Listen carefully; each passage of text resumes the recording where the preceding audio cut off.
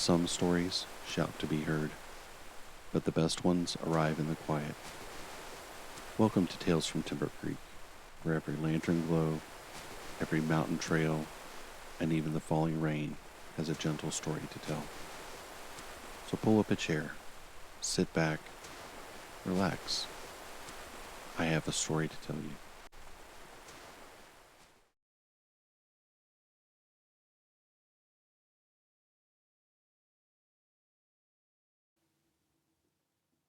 The Long Way Down. The mountain didn't look dangerous when Daniel first saw it.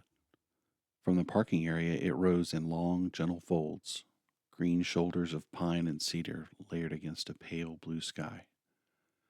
There were no jagged cliffs in sight, no warnings carved into the horizon, just a trailhead sign, sun-warmed and ordinary, with a simple map and a name that sounded almost inviting: North Ridge Loop. Daniel adjusted the straps of his pack and glanced back towards the car. Last chance to turn me around, he said. Mara leaned against the open door, arms folded, smiling in that quiet way she had when she knew him all too well. You've been talking about this hike for weeks. I know. I just. He looked up at the mountain again. Feels bigger up close. Everything does. He laughed softly. I'll be back before dark. Dinner in town? I'll hold you to it. He walked over, kissed her gently, and lingered just a second longer than usual. Not because he was worried, but because something about the stillness of the morning made him want to remember it. Text me when you hit the overlook, she said. Yes, ma'am. He turned, stepped onto the trail, and disappeared into the trees. At first, the hike was exactly what he expected.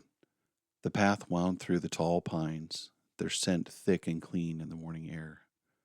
Sunlight filtered through the branches in shifting beams, lighting patches of moss and stone like quiet spotlights. Birds called somewhere overhead, and the steady rhythm of Daniel's boots on the dirt felt grounding, familiar. He had hiked plenty before, nothing extreme, but enough to trust his footing, his pace, and his instincts.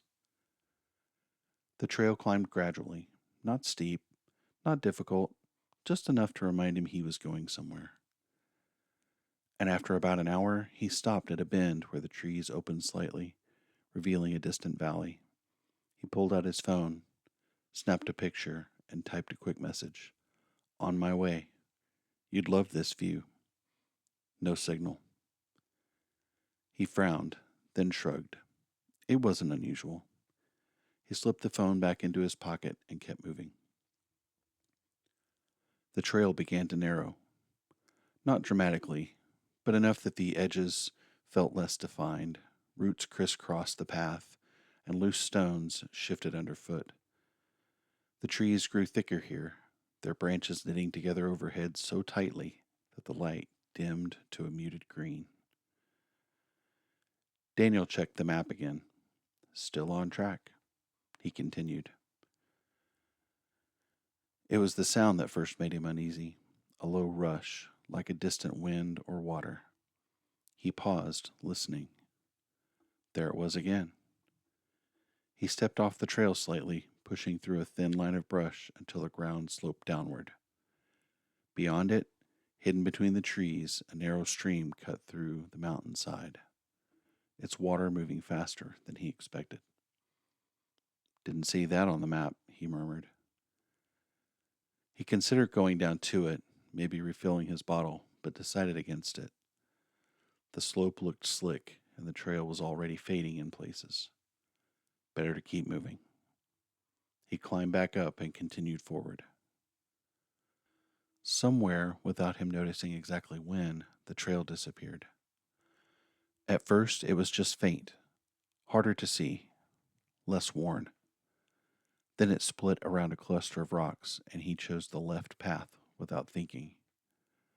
A few minutes later, the ground flattened, and the familiar signs of a maintained trail, packed dirt, trimmed edges, were gone. Daniel stopped. He turned in a slow circle. Trees, brush, rocks. All of it looked the same. He walked back the way he came, counting his steps. 10, 20, 50. Nothing. No clear path. No markers. Just forest. Okay, he said aloud, more to steady himself than anything. Just retrace. You've done this before. He tried again, choosing a direction that felt right. 5 minutes later, he wasn't so sure. Time stretched in a strange way after that. Minutes felt longer. Distances felt uncertain. Daniel moved carefully, scanning for any sign of the trail. Broken branches, footprints, anything. But the forest gave him nothing. The sound of the stream returned, louder now. He headed toward it, thinking the water might lead somewhere, maybe back to a known crossing. The ground sloped downward again, steeper this time. He took it slow, testing each step. The rocks were slick, coated in a thin layer of moss. He placed his foot carefully on one, then another, and then one shifted. It was a small movement, barely noticeable, but enough. His foot slid, his balance tipped, and suddenly, he was falling.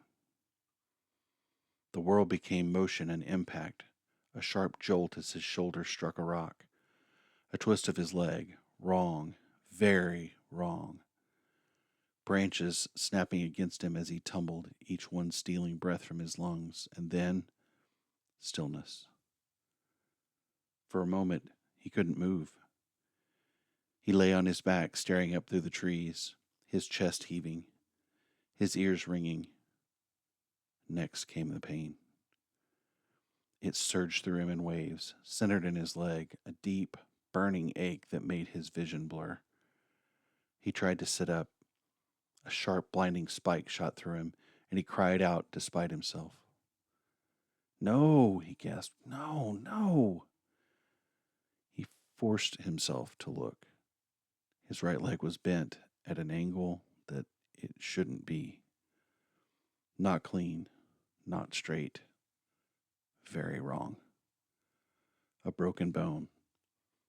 The realization settled heavy in his chest. He was off the trail. Alone. And now, he couldn't walk. Panic came quickly, too quickly. It tightened his throat, sped his breathing, filled his thoughts with 1,000 sharp edges. You're stuck. No one knows where you are. You can't move. He squeezed his eyes shut. No, he said again, louder this time. Stop. He had to think. Panic wouldn't help. He forced himself to take a slow breath, and then another. In. Out. Again. The pain didn't lessen, but his mind began to clear just enough to focus. Assess. That's what he needed to do. Assess. His pack was still with him, half pinned under his side but intact. Good. He reached for it carefully, biting back another wave of pain as he shifted his weight. Water, some food, small first aid kit, his phone. He pulled it out, hand shaking slightly, and checked for a signal. Nothing. Of course. He let out a slow breath. Okay, he whispered. Okay, you're not dead. That's step one. The words sounded strange, but they helped. He wasn't dead. He was hurt. There was a difference. The hours that followed became a test of patience and pain. Daniel worked slowly, methodically, using what he had. He splinted his leg as best he could, using a piece of his hiking pole and strips torn from his shirt. It wasn't perfect, not even close, but it kept the leg from shifting too much. Every movement hurt. Every adjustment sent sharp jolts through him. But he kept going, because stopping meant thinking, and thinking unchecked led back to fear. As the sun began to lower, the temperature dropped. The forest, once quiet and welcoming, now felt vast and indifferent. Daniel leaned back against a tree, exhausted. His body ached. His throat was dry. His leg throbbed with a steady, relentless pulse. He checked his phone again. Still nothing. He hesitated, then typed a message anyway. I'm hurt. Off trail. I love you. He hit send. It didn't go through, but he left it there, just in case. Night came slowly. The light faded from green to gray, and then to something darker. The sounds of the forest changed. Less birds. More movement in the underbrush. Daniel pulled his jacket tighter around him, trying to conserve warmth. Sleep came in short, restless bursts, never deep, never comfortable. Each time he woke, the pain reminded him where he was. Each time he had to choose again to stay calm, to stay focused, to endure. Morning brought light, and with it, a fragile kind of hope. Daniel blinked against the pale sunlight filtering through the trees. He was still there, still breathing, still alive. That's something, he murmured. He took a careful sip of water, rationing what he had. His body felt stiff, his leg worse than before, but his mind felt steadier. He wasn't thinking about the whole mountain anymore, just the next moment, the next breath, the next decision. Somewhere far off he heard it, a faint, distant hum. He froze and listened. There it was again. A helicopter. Hey, he shouted, his voice raw. Hey! He grabbed a bright piece of cloth from his pack and waved it, ignoring the pain that flared through his arm. The sound grew louder, and then softer, and then it faded. It was gone. Silence returned. Daniel lowered his arm slowly. For a moment, despair crept back in, but only for a moment. They're looking, he said quietly. They're looking. That changed everything. The second day was harder, weaker, colder, but also clearer. He wasn't just surviving anymore. He was waiting. Waiting took strength, patience, faith in something he couldn't see. He thought of Mara often, her voice, her smile, the way she had said dinner in town. He held on to that, not as a promise, but as a direction, something to keep him moving towards, even if he couldn't physically move at all. The sound returned in the afternoon, louder this time, closer. Daniel forced himself upright, heart pounding. Hey, he yelled again, his voice cracking. I'm here.